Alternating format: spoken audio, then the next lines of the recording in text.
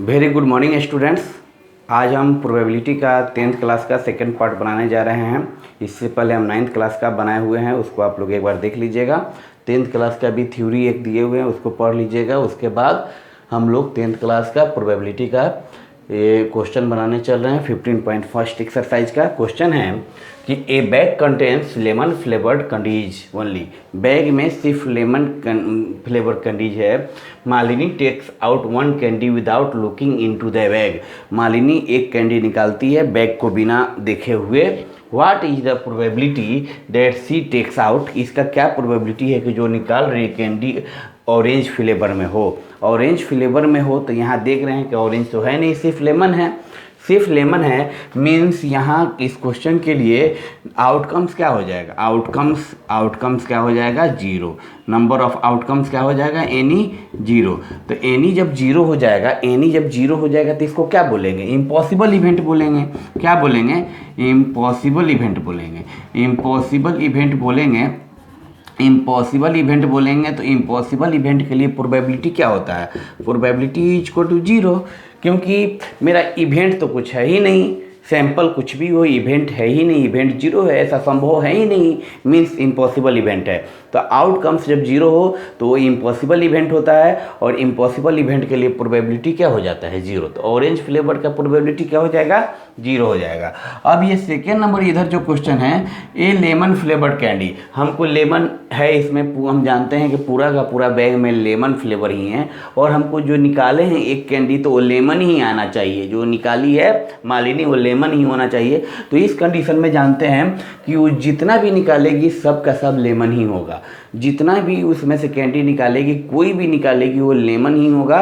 तो उस कंडीशन में number of event number of sample के क्या हो जाएगा, बराबर हो जाएगा। नंबर ऑफ इवेंट क्या हो जाएगा, नंबर ऑफ सैंपल के बराबर हो जाएगा। मान लेते हैं कि पूरा का पूरा लेमन फ्लेवर कैंडी आपको 5 है, तो जितना वो निकालेगी वो पाँचों में से कोई भी निकाल सकती है। तो पाँचों में से कोई भी निकाल सकती है, तो उस कंडीशन में इवेंट और सैंपल दोनों क्या हो जाएगा, इक्वल हो जाएगा। जब इवेंट और सैंपल दोनों इक्वल हो जाएगा तो प्रोबेबिलिटी क्या होता है, एनी बाई एन एस होता है। Probability n E by n S होता है। दोनों जब इक्वल है तो क्या हो जाएगा, इसका वैल्यू 1 हो जाएगा। और इसी को क्या बोलते हैं, श्योर इवेंट बोलते हैं। श्योर इवेंट इसी को बोलते हैं, या इसी को सर्टेन इवेंट भी बोलते हैं। क्या बोलते हैं, सर्टेन इवेंट। तो ये क्वेश्चन का यही सॉल्यूशन था। पहला था कि लेमन फ्लेवर तो है, पूरा का पूरा लेमन फ्लेवर है, तो जो भी निकालेगी वो बिना देखे हुए या देख के भी निकालेगी, तो उसको जितना भी निकलेगा सब लेमन फ्लेवर ही निकलेगा। मीन्स नंबर ऑफ इवेंट और सैंपल दोनों इक्वल ही हो जाएगा। तो उस कंडीशन में प्रोबेबिलिटी 1। और यहाँ कह रहा है ऑरेंज फ्लेवर, तो बैग में ऑरेंज फ्लेवर है ही नहीं, तो कहाँ से ऑरेंज फ्लेवर निकलेगा, आउटकम जीरो हो जाएगा। जब आउटकम जीरो तो इम्पॉसिबल इवेंट तो प्रोबेबिलिटी जीरो। सैंपल कुछ भी हो, उससे क्या मतलब है हमें। फिर अब नेक्स्ट क्वेश्चन देखते हैं। It is given that in A group of 3 students the probability of 2 students not having the same birthday. Question number 7 है।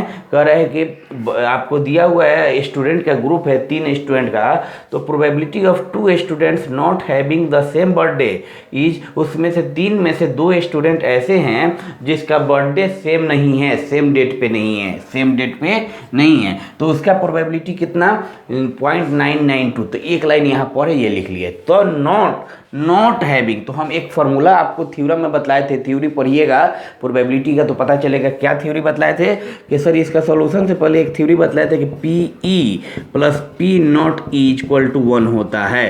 किसी भी इवेंट का होना प्लस नहीं होना, दोनों का सम क्या होता है, 1 होता है, ये जानते हैं। तो यहाँ कह रहा है कि not having the same birthday, मतलब P नॉट ई दिया हुआ है। P नॉट ई कितना दिया हुआ है, सेम बर्थडे P नॉट ई दिया हुआ है कितना, P नॉट ई ये मेरा दिया हुआ है 0.992। अब कह रहा है what is the probability that the 2 students have the same birthday. अब इसका क्या प्रोबेबिलिटी है कि 2 स्टूडेंट का बर्थडे सेम हो। तो बर्थडे सेम नहीं हो, इसका प्रोबेबिलिटी 0.992 है। तो बर्थडे सेम होने का क्या प्रोबेबिलिटी, तो हम जानते हैं कि बर्थडे सेम होना प्लस बर्थडे सेम नहीं होना, दोनों का सम कितना होता है, 1 होता है।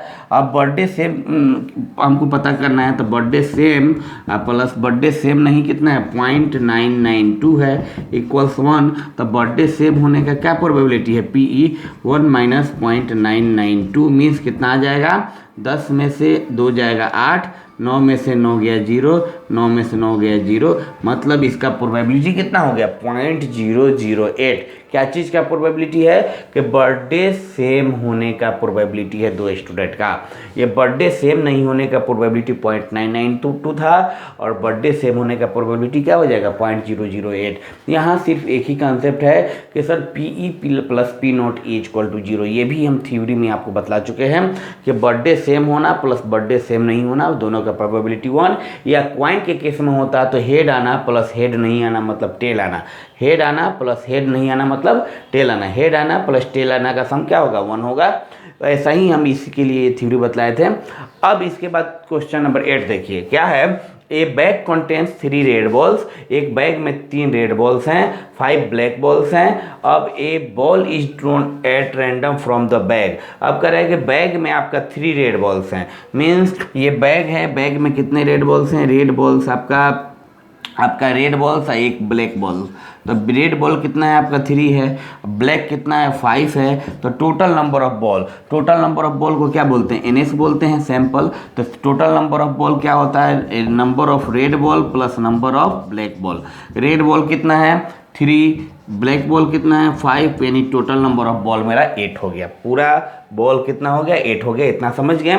ये बैग है, बैग में आपका 3 रेड बॉल है और 5 ब्लैक बॉल है। अब एक बॉल इसमें से निकालते हैं तो क्या होता है व्हाट इज द रैंडमली, मतलब एक एक करके एक ही बार नहीं उठा लेते हैं। और उसके बाद what is the probability that the ball drawn is red, ये रेड आने का क्या प्रोबेबिलिटी। फर्स्ट नंबर में क्या हो जाएगा रेड। तो रेड कितना है देखिए, तो नंबर ऑफ इवेंट कितना है 3 है, लेकिन सैंपल तो मेरा फिक्स हो गया है कितना 8 है। तो प्रोबेबिलिटी ऑफ रेड बॉल क्या हो जाएगा, प्रोबेबिलिटी ऑफ रेड बॉल क्या हो जाएगा, प्रोबेबिलिटी ऑफ रेड बॉल हो जाएगा 3/8, 3/8 हो जाएगा ना, प्रोबेबिलिटी ऑफ रेड बॉल 3/8 हो जाएगा। अब सेकेंड नंबर क्वेश्चन क्या है कि probability of not red ball. हाँ probability of not red ball तो ये अलग से ही बना सकते हैं, रेड बॉल नहीं होना यानी ब्लैक होना, रेड नहीं होना मतलब ब्लैक होना। तो ब्लैक कितना है 5, अभी टोटल कितना है 8 है। तो रेड नहीं होना मतलब ब्लैक होना, तो इसका मतलब रेड नहीं होना मतलब ब्लैक होना। तो ब्लैक कितना है 5/8, सेकंड का आंसर 5/8 आ जाएगा। लेकिन अगर कहिएगा सर और दूसरे तरीके से, तो हम जानते हैं कि रेड होना प्लस रेड नहीं होना दोनों का सम मेरा 1 होता है। रेड मेरा कितना है 3/8 है, रेड मेरा कितना है 3/8 है। अब रेड नहीं होना कितना है, रेड नहीं होना कितना है ये निकालना है। तो क्या करेंगे PR0 यहाँ लिख देते हैं, क्या लिखेंगे PR0 इज इक्वल टू कितना 1 - 3/8। LCM लेंगे 8 और 1 का तो क्या आ जाएगा 8, 8 - 3 कितना हो जाएगा 5/8। ऐसे भी निकाल सकते हैं इसको।